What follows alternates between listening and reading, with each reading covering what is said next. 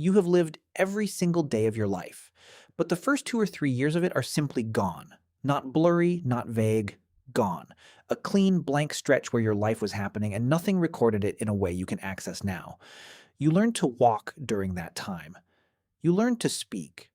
You formed attachments to people who would shape your entire personality. You experienced fear, joy, hunger, comfort, and pain. And you remember none of it.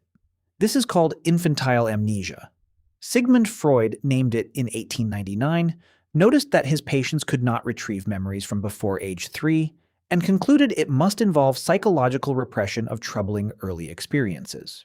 He was wrong about the mechanism, but he was right that the gap is real, and he was right that it is universal. The average earliest memory most adults can retrieve dates to around 2.5 years old, and even that memory is probably not what you think it is. Let's start with what the brain is actually doing in those first years. The hippocampus is the brain structure most responsible for converting short-term experience into long-term memory. In adults, the hippocampus is a mature, well-connected structure. It tags experiences with context, time, place, emotion, sequence, and files them in a way the brain can later retrieve. That tagging process is not automatic. It requires the hippocampus to communicate rapidly with the prefrontal cortex, the amygdala, and other regions that process emotion and meaning. In infants, the hippocampus is not finished. It is one of the last brain regions to reach maturity. In the first 2 years of life, the hippocampus is still forming the connections it needs to do its job properly. The synaptic density, the speed of signal transmission, and the integration with other brain regions are all still under construction. This alone would explain infantile amnesia. A filing system that isn't built yet cannot file anything retrievably. But here is the stranger part. In 2014, researchers Frankland and Sheena Josselyn at the Hospital for Sick Children in Toronto discovered something that nobody had predicted. New neurons are being born in the hippocampus constantly. This process is called neurogenesis, and it happens throughout life, but it happens at an extraordinarily high rate during infancy. And those new neurons don't just add capacity to the system, they disrupt what's already there. When a new neuron integrates into an existing memory circuit, it rewires the connections. Memories that were encoded using the old circuit become harder to retrieve. The map changes, and the old routes stop working. Frankland and Josselyn tested this directly by artificially increasing neurogenesis in adult mice. The mice lost access to memories they had previously formed.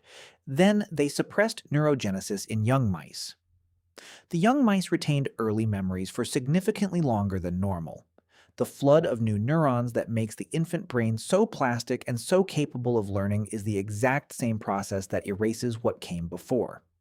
Your brain was remodeling itself so rapidly that it could not hold onto the records of the remodeling. But neurogenesis is only one part of the answer.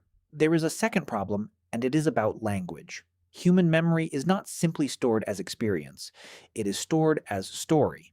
When you encode an autobiographical memory, a memory of yourself, in a place, at a time, you use language to structure it.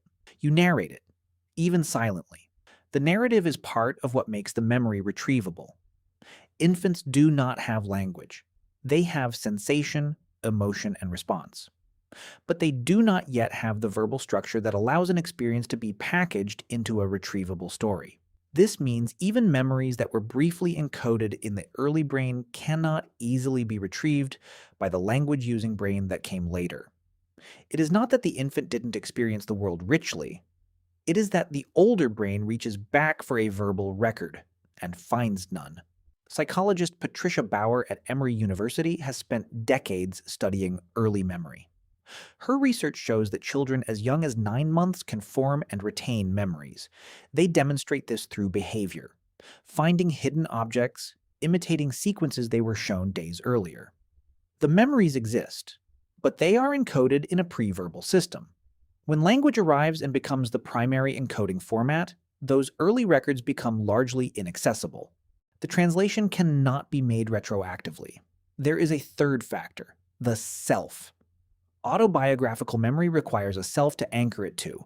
When you remember something, you are not just remembering an event. You are remembering you being present at that event. The memory has a first-person perspective. It features you. But infants do not yet have a stable concept of self. The famous rouge test demonstrates this. A small dot of rouge is placed on an infant's nose without their knowledge. The infant is shown a mirror. Most children do not recognize themselves in the mirror until around 18 to 24 months of age. Before that, they respond to the mirror image as if it were another child, sometimes trying to interact with it, sometimes ignoring it entirely. The moment of mirror self-recognition is considered one of the clearest indicators that a stable self-concept has formed. Without a concept of self, there is no first-person memory. Events happen, but there is no stable I that experiences them and can later report having been there. The sense of continuous self required for autobiographical memory does not assemble until somewhere between 18 months and 3 years old. Memory, language, and self all have to be online at the same time for a retrievable autobiographical record to form. And then there is the most unsettling piece. Some of your early memories are probably false. Research on memory distortion consistently shows that adults who believe they can remember being very young are often recalling a story they were told, a photograph they saw, or a narrative constructed by someone else and absorbed as their own experience. Dr. Kim Wade at the University of Warwick has demonstrated that entirely fabricated childhood events can be implanted in adults simply by showing them a doctored photograph and asking them to remember it. A majority of participants came to believe they remembered an event that never happened. Memory is not a recording. It is a reconstruction. Every time you retrieve a memory, you rebuild it slightly differently, incorporating new information, filling gaps, adjusting details. The earliest memories humans report are especially vulnerable to this distortion because they are old, weakly encoded, and have been retrieved and reconstructed many times. What most people call their earliest memory is often the residue of storytelling, not the residue of experience. Here is what remains when you put it all together. The infant brain is firing constantly. It is learning at a rate that will never be matched again. Every face, every sound, every texture is being processed with enormous intensity. But the hippocampus is immature. The neurons are turning over at flood speed. Language doesn't yet exist. The self hasn't assembled. The result is not that you experienced nothing. The result is that the machinery required to file those experiences in a form your adult brain can open simply wasn't installed yet. And everything that was recorded in the formats that did exist, pre-verbal, pre-self, pre-hippocampal, is still somewhere in your nervous system, shaping your responses, your fears, your attachments, your body. You cannot access it as memory. But it is not gone. It is still running in the background in every preference you cannot explain, every fear you cannot trace, every person you trusted before you knew how to say their name.